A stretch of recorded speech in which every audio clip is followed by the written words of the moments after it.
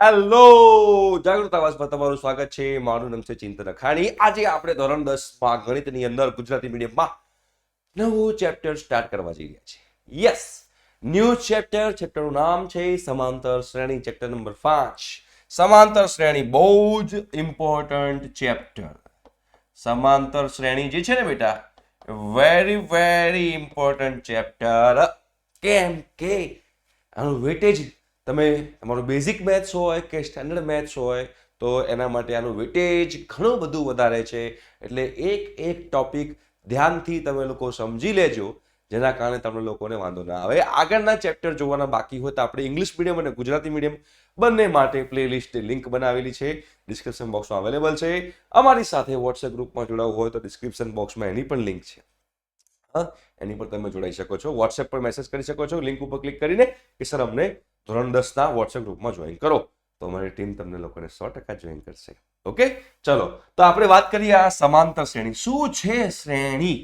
શ્રેણી એટલે શું? શ્રેણી એટલે શું કહેવાય? ગુજરાતીમાં આપણે શ્રેણી કહીએ, ઇંગ્લિશમાં આપણે એને સિક્વન્સ કહીએ.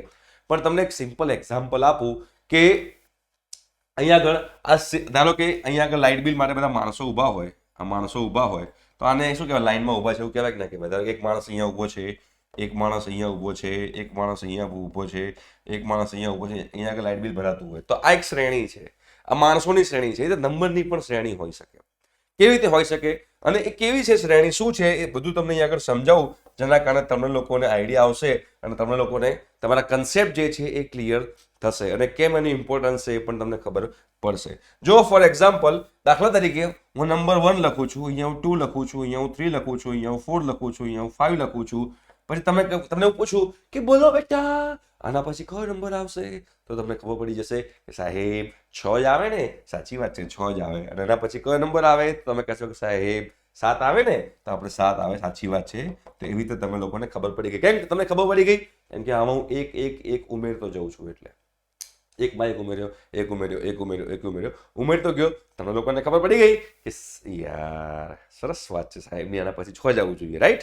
તો એવી રીતે હું ધારો કે બીજું કોઈ લખું છું, ધારો કે આવી રીતે લખ્યું 2 4 6 8 10 12. બોલો ભાઈ બીજો કયો નંબર આવશે? તો ફટ દઈને કહેશો કે સાહેબ આમાં તો બીજો, એના પછી 12 પછી કયો નંબર આવશે? તો 12 પછી 14 નંબર આવશે સાહેબ. તમે કીધું. કેમ કે તમે બબ્બે ઉમેરતા જાઓ છો સાહેબ. બબ્બે ઉમેરતા હો તો એના પછી 14 આવે. ધારો કે એના પછી હું બીજું કઈ લઉં દીકરા, 1 લઉં, 3 લઉં, 5 લઉં, 7 લઉં, 9 લઉં, 11. બોલો આના પછી કયો નંબર આવશે? કઈ સંખ્યા આવશે? તમે ફટ દઈને કહી દેશો કે સાહેબ 13 નંબર આવશે, હે ને? કેમ કે 13 નંબર કેમ આવશે? બધા બબ્બે ઉમેરતા જઈ રહ્યા છો. બબ્બે ઉમેરતા જઈ રહ્યા હોય તો તમને ખબર પડી જાય કે 13 નંબર આવે છે. ધારો કે મેં આવી રીતે લીધું હોય કે અહીંયા આગળ હું 5 મૂકું છું, પછી 10 મૂકું છું, 15 મૂકું છું, 20 મૂકું છું, અને પછી તમને કહું બોલો આના પછી કયો નંબર આવશે? તમે કહેશો કે સાહેબ સિમ્પલ વસ્તુ છે, 25 નંબર આવે ને સાહેબ, રાઈટ? તો તમે જોશો તમને તરત ખબર પડી જાય છે.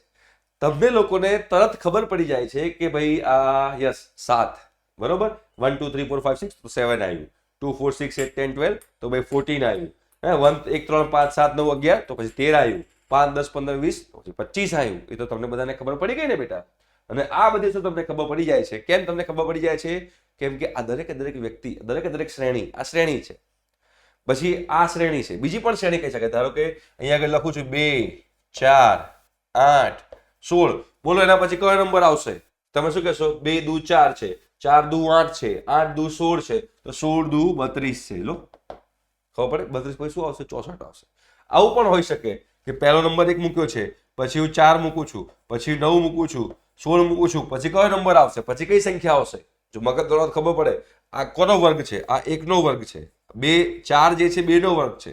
9 જે છે 3 નો વર્ગ છે. 16 જે છે 4 નો વર્ગ છે.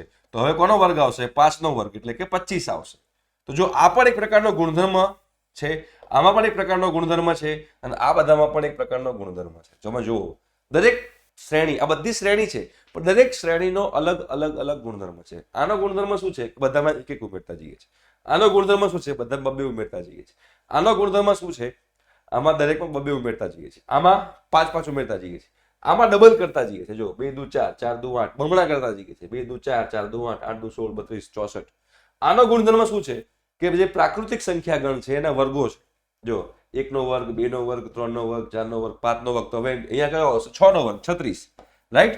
તો દરેક શ્રેણીના અલગ અલગ ગુણધર્મ છે. તો જે દરેક શ્રેણીના અલગ અલગ ગુણધર્મ હોય એ ગુણધર્મ પ્રમાણે દરેક શ્રેણીના અલગ અલગ નામ છે. આનું અલગ નામ છે, બરાબર છે, આનું અલગ નામ છે, આનું અલગ નામ છે. દરેક શ્રેણીના અલગ અલગ નામ હોય. પણ તમારું ચેપ્ટર જે છે એ એક જ શ્રેણી પર આધારિત છે, સમાંતર શ્રેણી. આ બધી શ્રેણીઓ જ છે. પણ તમે જે ચેપ્ટર ભણવા જઈ રહ્યા છો, તમે જે ચેપ્ટર ભણવાના છો, તમે જે પ્રકરણ ભણવાનો છો એની અંદર સમાંતર શ્રેણી જ છે. તો આપણે સમાંતર શ્રેણીનો પણ એક ગુણધર્મ હશે ને. જે રીતે બધાનો ગુણધર્મ છે તો સમાંતર શ્રેણીનો પણ ગુણધર્મ હશે. બિલકુલ સાચી વાત છે. તમે કહેતા હો કે સાહેબ શું ગુણધર્મ છે, તો આપણે સમજવાનો પ્રયત્ન કરીએ કે સમાંતર શ્રેણી જે છે, ધારો કે મેં અહીંયા લખ્યું છે 1 2 3 4 5 6 7 8. હવે તમે કોઈ પણ બે ક્રમિક પદો લઈ લો. ક્રમિક પદો, ક્રમિક પદોનો મતલબ શું થાય? એક પછી એકનો કોઈ પણ બે ક્રમિક પદો. ધારો કે આ બે ક્રમિક પદ લીધા, આ 3 અને 5 ક્રમિક પદો ના કહેવાય. 3 ને 4 જે છે એ ક્રમિક પદો કહેવાય, બરાબર છે? તો કોઈ પણ બે ક્રમિક પદો લઈ લો.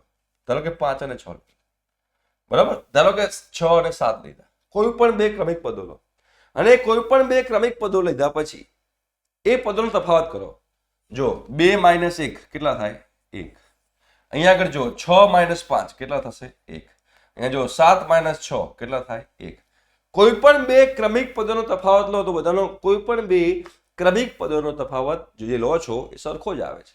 જો બીજો કોઈ લઉં, ધારો કે આવી રીતે લઉં છું 2 5 8 11 14 17 20.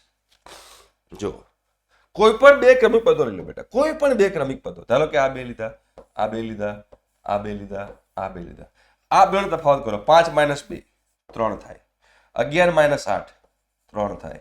17 - 14 3 થાય. 20 - 17 3 થાય. જો કોઈ પણ બે ક્રમિક પદો લો, એ કોઈ પણ બે ક્રમિક પદોનો તફાવત હંમેશા સરખો રહે છે. જો અહીંયા આગળ બધી જે મેં શ્રેણી લખી, અહીંયા પણ તમે કોઈ પણ બે ક્રમિક પદો લઈ લો. ધારો કે આ બે લઈ લઈએ, આ બે લઈ લઈએ અને આ બે લઈ લઈએ. 10 - 5 5, 15 - 10 5, 25 - 20 5. આમાં જો કોઈ પણ બે ક્રમિક પદો જે છે, કોઈ પણ બે ક્રમિક પદોનો તફાવત તમે લેશો સરખો જ આવશે. આમાં પણ સરખો આવશે ને આમાં પણ સરખો આવશે. તો આવી જે શ્રેણી છે ને એ શ્રેણીને આપણે સમાંતર શ્રેણી કહીએ છીએ. એટલે અહીંથી આપણને બેટા સમાંતર શ્રેણીની વ્યાખ્યા આવડી ગઈ. શું છે સમાંતર શ્રેણીની વ્યાખ્યા? ડેફિનેશન ઓફ સમાંતર શ્રેણી શું છે? તો એક આવું કંઈક છે કે જે શ્રેણીની અંદર કોઈ પણ બે ક્રમિક પદો વચ્ચેનો તફાવત અચળ રહેતો હોય, તો એવી જે શ્રેણી જે છે એ શ્રેણીને આપણે સમાંતર શ્રેણી કહીશું. કોઈ પણ બે ક્રમિક પદો લઈ લો, તફાવત હંમેશા અચળ જ રહે. 2 આવતો હોય તો બધાનો 2 જ આવે, 3 આવતો હોય તો બધાનો 3 જ આવે, 5 આવતો હોય તો બધાનો 5 જ આવે. કોઈ પણ બે ક્રમિક પદો વચ્ચેનો તફાવત અચળ જ રહેશે, સરખો રહેશે, રાઈટ? તો એવી જે શ્રેણી છે એવી શ્રેણીને આપણે સમાંતર શ્રેણી કહીએ છીએ.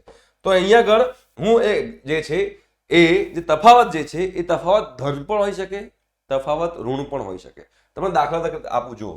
ધારો કે અહીંયા 1 લખ્યું છે, અહીંયા 3 લખ્યું છે, અહીંયા 5 લખ્યું છે, અહીંયા 7 લખ્યું છે, અહીંયા 9 લખ્યું છે, અહીંયા 11 લખ્યું છે, અહીંયા 13 લખ્યું છે. હવે અહીંયા આગળ બીજી લખું છું, અહીંયા 25 લખ્યું છે, અહીંયા 22 લખ્યું છે, અહીંયા 19 લખ્યું છે, અહીંયા 16 લખ્યું છે, અહીંયા 13 લખ્યું છે, અહીંયા 10 લખ્યું છે. હવે આ બંને ચેક કરો. હંમેશા જ્યારે તફાવત કરો ને, તફાવત હંમેશા જમણી બાજુ માઇનસ ડાબી બાજુ કરવા. તફાવત હંમેશા એવું હોય, બરાબર? એટલે આ માઇનસ આ થાય, આ માઇનસ આ નહીં કરતા, આ માઇનસ આ, આ માઇનસ આ, આ માઇનસ આ, રાઈટ? ખબર પડી? એટલે હંમેશા જમણી બાજુ વાળું પદ પહેલા લેવાનું. જમણી બાજુ વાળું પદ માઇનસ ડાબી બાજુ વાળું પદ, એને આપણે કહીશું, શું કહીશું આપણે? એને તફાવત કહીશું. જો 3 - 1 2 થાય, 5 - 3 2 થાય, 7 - 5 2 થાય, 9 - 7 2 થાય, 11 - 9 2 થાય, 13 - 11 2 થાય. તો આ બધા જ ક્રમિક પદો વચ્ચેનો તફાવત સરખો રહે છે. તો આ આપણી સમાંતર શ્રેણી છે. હવે અહીંયા જુઓ, 22 - 25 -3, 19 - 22 -3, 16 - 19 -3, 13 - 16 -3, 10 - 13 -3. તો અહીંયા બી તફાવત અચળ જ રહે છે. કોઈ પણ બે ક્રમિક પદો વચ્ચેનો તફાવત આ અચળ જ રહે છે. અને અચળ રહે છે પણ માઇનસ ઋણ છે તો ચાલે. એનો મતલબ શું થઈ ગયો કે સમાંતર શ્રેણીની અંદર તફાવત ધન પણ હોઈ શકે, સમાંતર શ્રેણીની અંદર તફાવત ધન પણ હોઈ શકે, તફાવત ઋણ પણ હોઈ શકે, ધન પણ હોઈ શકે, ઋણ પણ હોઈ શકે, જીરો પણ હોઈ શકે. ફોર એક્ઝામ્પલ તમને કહું, દાખલા તરીકે 2 2 2 2 2 2 2 2, તો આ પણ સમાંતર શ્રેણી કહેવાય. કેમ?